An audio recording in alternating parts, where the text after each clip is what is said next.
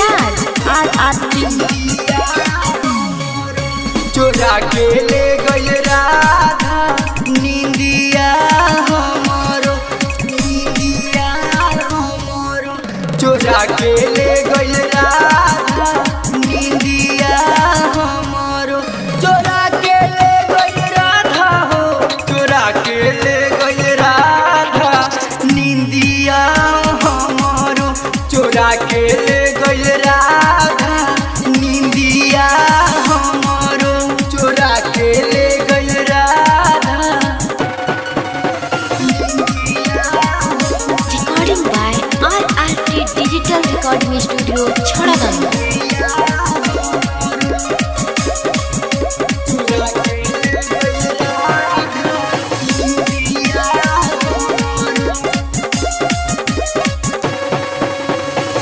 जे मोरा निंदिया के खोजी के ले आई है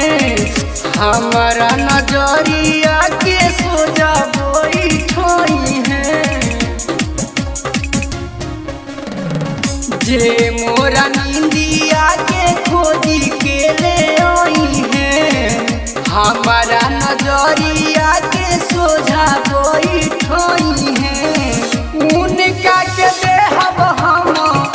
उनका के देहब हम बिरजवा में आधा नींदिया हमरो चोरा के ले गइल राधा नींदिया हमरो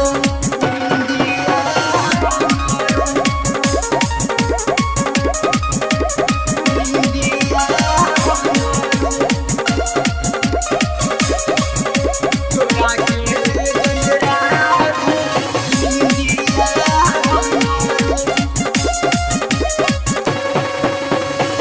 खटिए सुतत खटकीरावा हो काटे का जानी काहे रामा नींदियो न आवे खटिए सुतत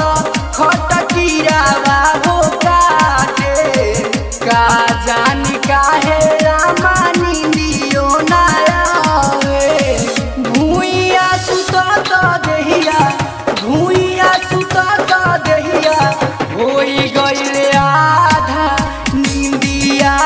हमरो चोरा के ले गइल राधा नींदिया हमरो नींदिया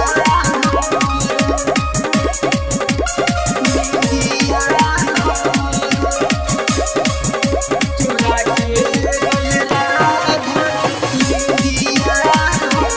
RRT digital recording studio Chharaganj. कवि किशन नंदन जी से जाई के बतईनी परजीत देवारावा के बड़ी समझाईनी कवि किशन नंदन जी से जाई के बतईनी